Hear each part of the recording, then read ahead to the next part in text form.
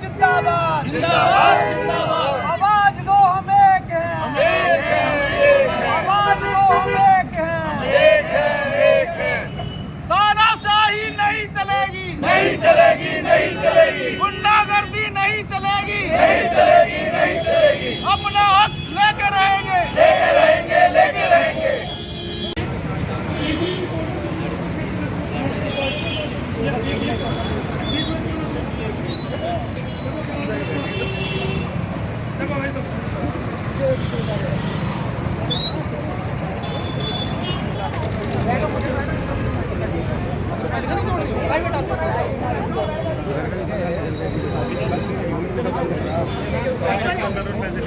तानाशाही नहीं चलेगी, तानाशाही बैठो नहीं चलेगी।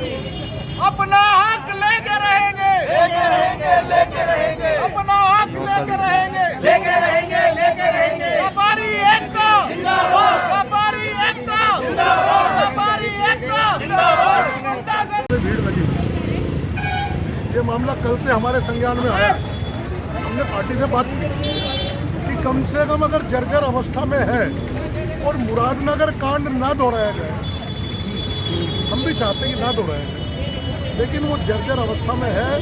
वो PWD के द्वारा, GDA के द्वारा एक बार SDM साहब के नेतृत्व में चेक तो कराएंगे। नहीं, इनके पास रिपोर्ट है ITS रुड़की की जिसमें उन्होंने दिखाया कि जर्जर हालत में है, उसको क्या कहेंगे? ITS की रिपोर्ट जिसकी बात कर रहे हैं वो आपने पढ़ी नहीं जी। तो उसमें क्या लिखा है? क्या लिखा है उसमें? उसमें ये लिखा है कि वो किसी सरकारी संस्था से नहीं करा, वो प्राइवेट संस्था से है। वो प्राइवेट संस्था से, सरकारी संस्था से करा लें।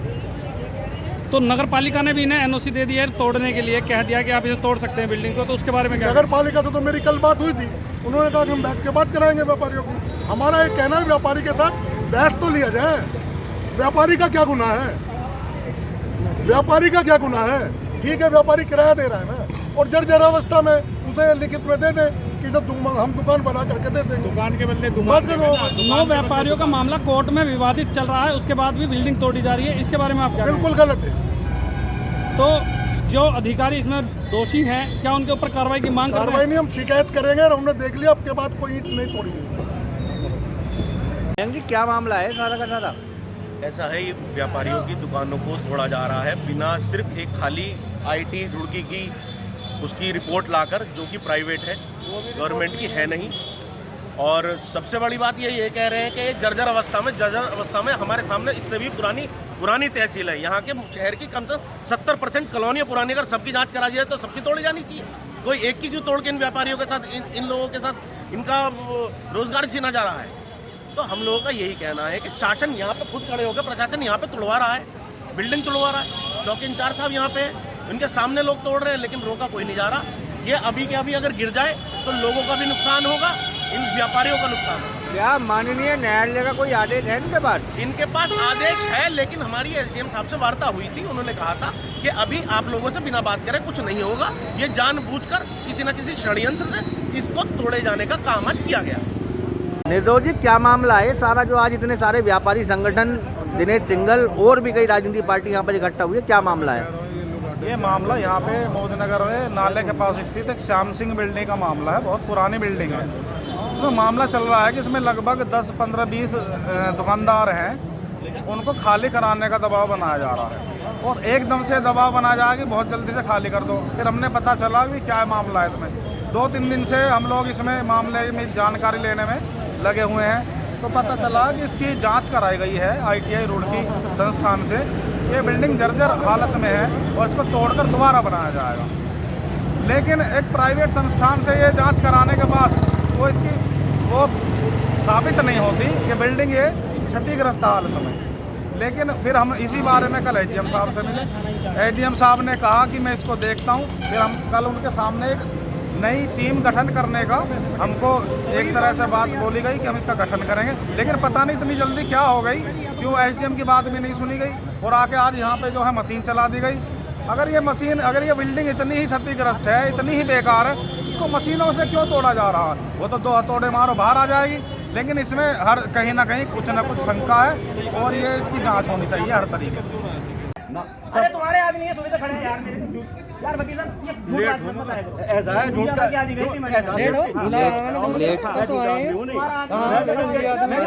असली जगह नहीं जाने चाहिए।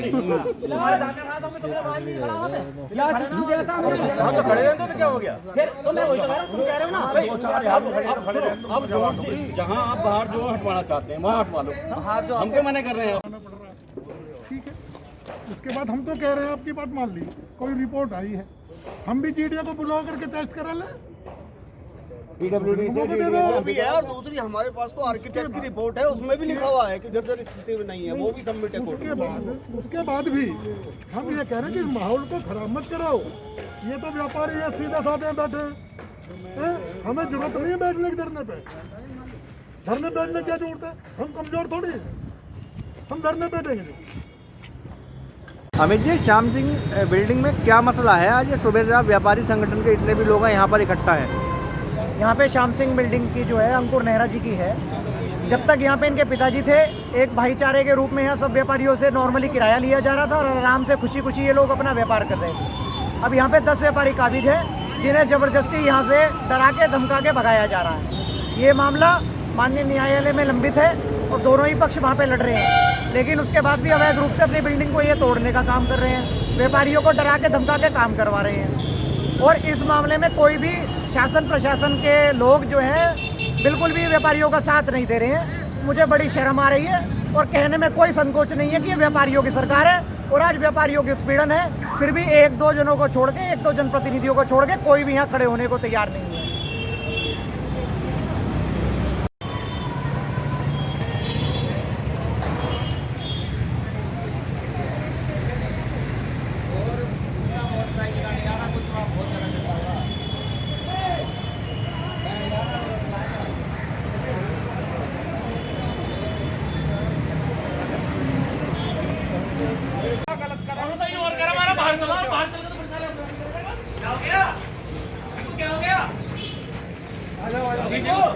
भैया जरूर हट जाओ, ये तो वैसे लटका रखे। देखो भाई सुनो मेरी बात, लेबर वालों सुनो मेरी बात। एक मिनट हाँ, इन्हें ये 3 वो गिर जान दे। नहीं सुनो मैं जो भी तोड़ो आराम से तोड़ना, पहले ऊपर की एक मंजिल खत्म करो, उसके बाद दूसरा। अगर बीच में किसी ने तोड़ा तो ध्यान कर लेना अपना और मेरा। फिर चेतावनी देके जा रहा हूँ खुले साहब तुम्हारे मालिक के सामने। भाई साहब ये दुकान भी किसी का लग लगा जाती मार देती।